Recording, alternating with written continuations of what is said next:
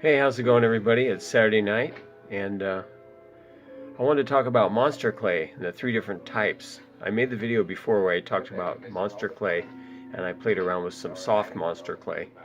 And now I want to talk about the soft, the medium, and the hard, and which ones I use and for what. So these are some different types of monster clays, and this one here is the soft, and this would be good for something larger, but for something this small, it's you can do it, but it's just really soft. I mean, watch this. It's really extremely soft. But for a larger piece, this would be outstanding to use. And but again, I would stay away from the soft for something this tiny. I mean, it can be done, but it's just really too soft, I think, personally. And then if you slip and push on something, it's gonna ruin the detail. But for a larger piece, this would be outstanding.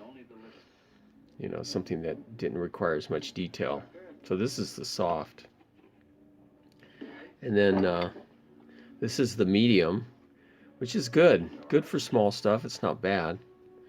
And you can see it's still pliable and stuff, but it's not quite as soft as the soft stuff.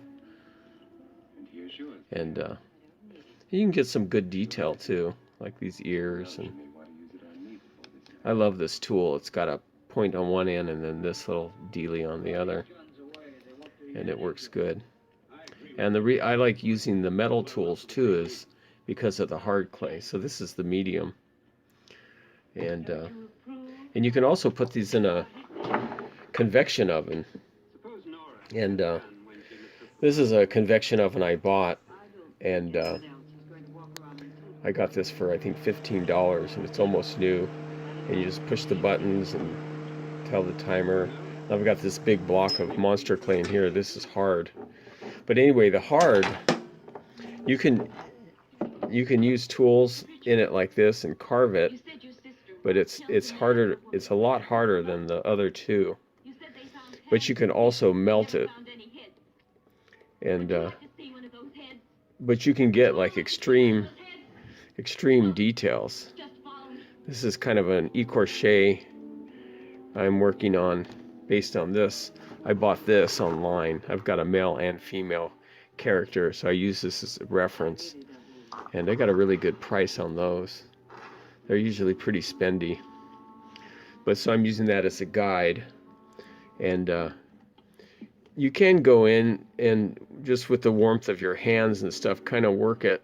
And you can also put it under like a light or something, a warm light, or make a box that you can put the clay on and get it warm, or again use a convection oven.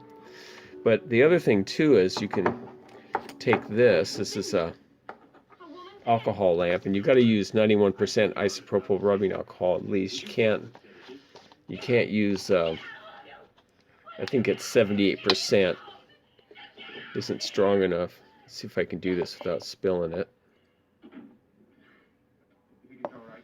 So you just put some alcohol in there, and then put this in here, the wick, and then take your Bic lighter, light this up. I don't think it's soaked it up yet.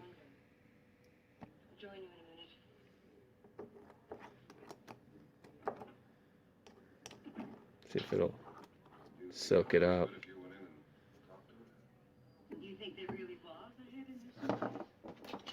Take some pliers here and try to pull this up a little.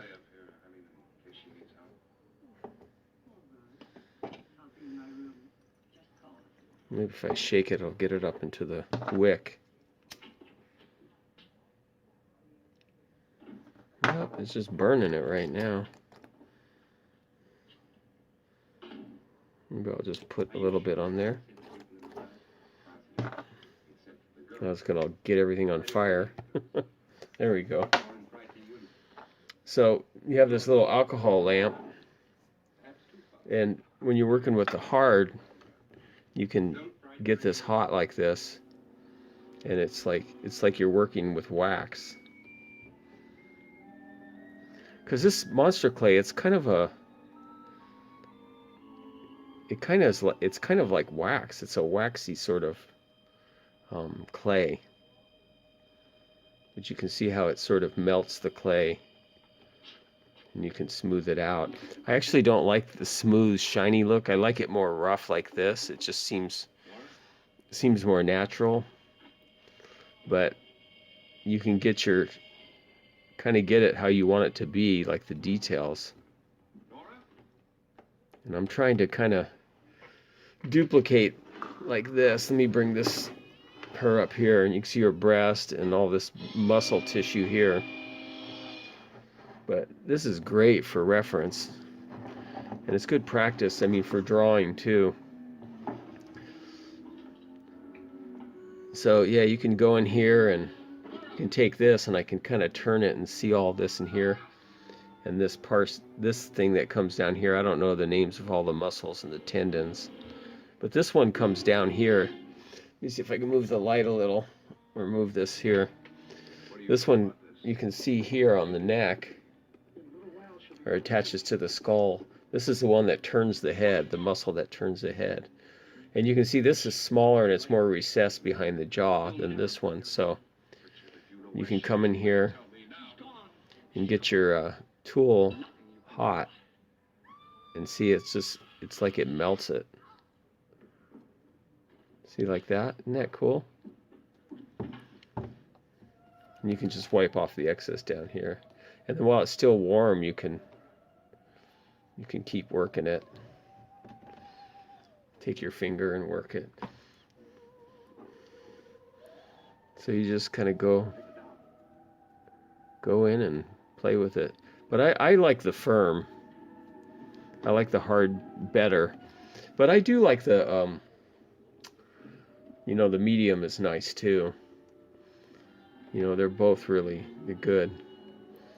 I'd stay away from the soft unless you're doing like a full size, a full scale 1-to-1 head or something, and even then you could probably like go in and get it really warm and stuff. But so anyway, I'm working on her, and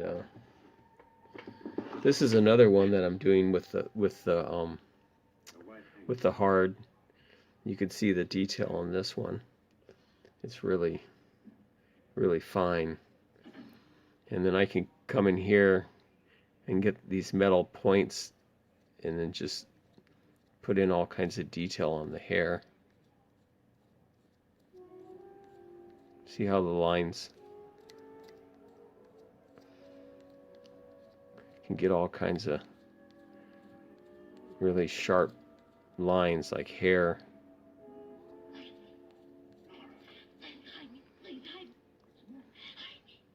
And you can work all these little details in, smooth things out. You tried to kill me. You grabbed me and choked me and put me in that room.